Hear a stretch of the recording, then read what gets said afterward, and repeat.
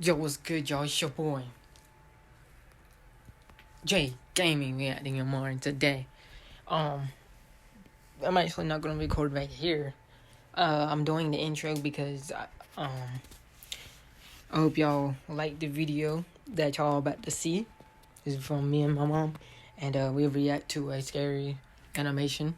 And yeah, hope y'all like, comment, subscribe, turn on the bell notifications, and yeah, enjoy the video. All right, you ready? I'm ready. Are you ready? I'm ready. 'Cause I'm ready. Let's go. We should make a bet. The first one that jumps has to do the other one's chores. Bet. Bet good. Hurry up while we spinning. Hurry up while we All right, spinning. bet good. Hurry up while we spinning. Oh, they start spinning. Okay. Oh, there we go. All right.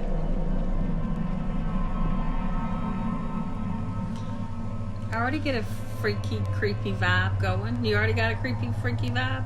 No. Hey, Tyreek, you posted.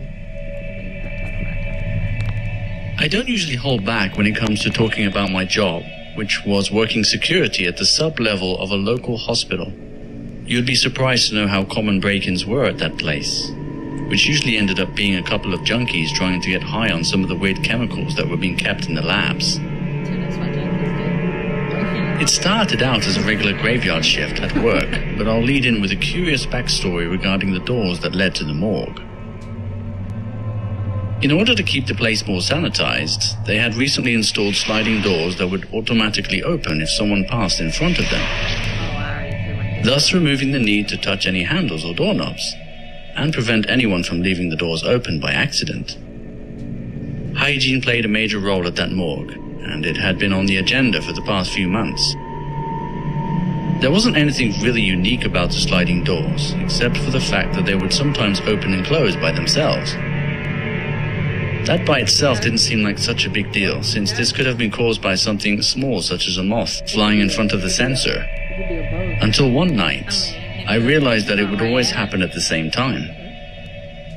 Every night, at exactly 3 a.m., the doors would open for a few seconds. Animated something. It's always that time.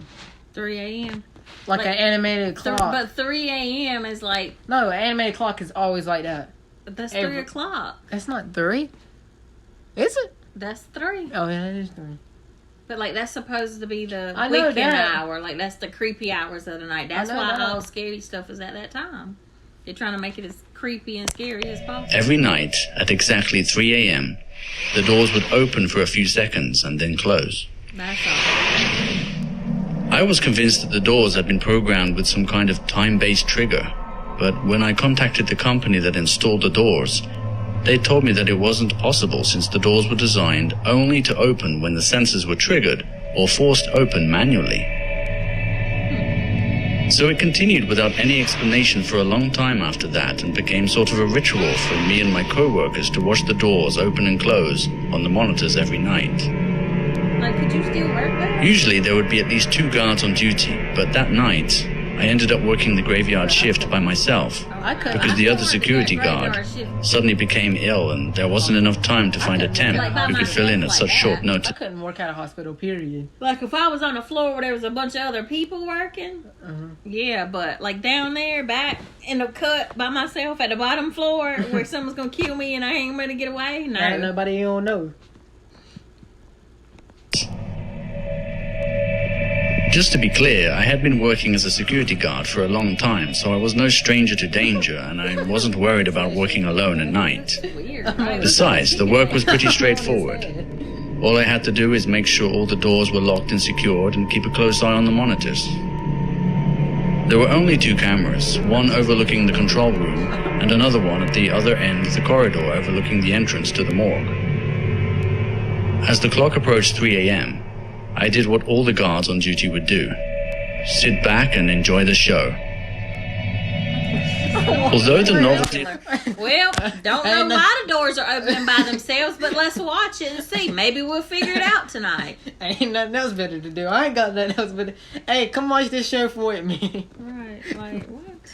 Seeing this phenomenon had long worn off, it was still something I would anticipate and would often give me the chills, seeing how it was the entrance to the morgue and that you could sense a sudden rush of cold air every time the doors would open, even from the other end of the corridor. I watched patiently as the doors opened, followed by the howling rush of cold air that could be heard from under the door.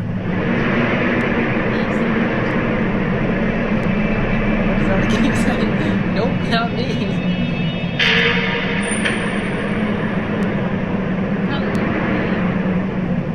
It was when I glanced away from the door and looked to the monitors that I noticed something strange. The doors remained open. At first I thought it might be a glitch with the monitor, and I was simply looking at a frozen frame. But then I saw the lights flicker. I waited for a few minutes, but it soon became clear that I would have to head on down to the end of the corridor, since it was strictly prohibited for the doors to the morgue to remain open. Somebody coming out there in there. As I stepped out into the corridor, I acknowledged a significant drop in temperature, which I knew was going to get considerably worse as I approached the morgue. Running out from the office where I'm watching these video cameras. I gradually made my way down the corridor and turned the corner that ultimately led me to the sliding doors. So he just slipped. I had hoped that the doors might have closed by the time I got there, but just as I had seen on the monitor, the doors were in fact still open and the camera was functioning normally. I tried waving my hands in front of the sensor, but to no avail. The doors would not budge. Yeah, them doors can stay however they doing. I reluctantly contemplated my next option, which was to test the sensors from the other side, requiring me to enter the morgue. But I decided to take a look around first to see if I could observe anything out of the ordinary.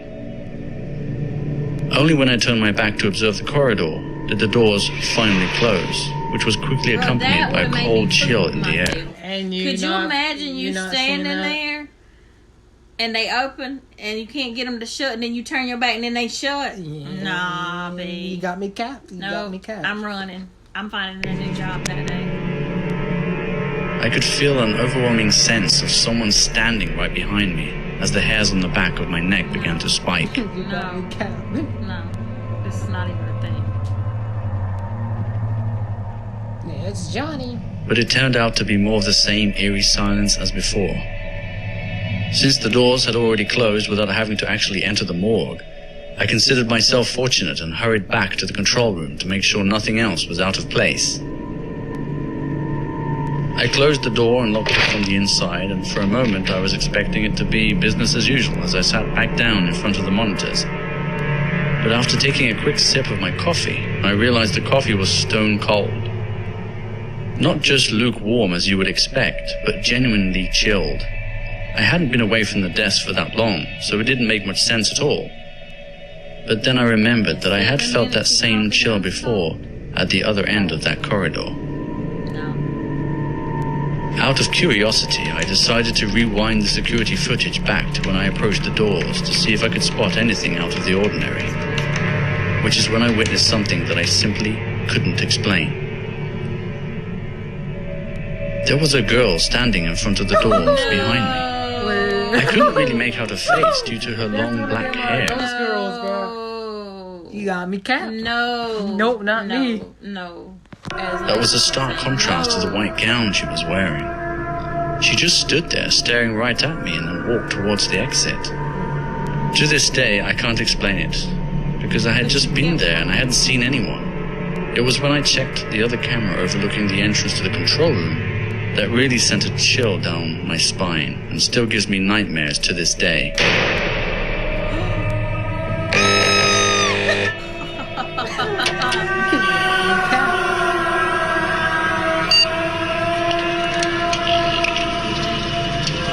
When the lights came back on, it was as if nothing happened. The door to the control room was open despite being locked from the inside just moments before. Due to the mysterious power surge, most of the data on the drives had been completely corrupted. But some of the security footage did survive, and I've been holding on to it ever since. No, that's not no ghost. Somebody in there. That's a ghost. Somebody.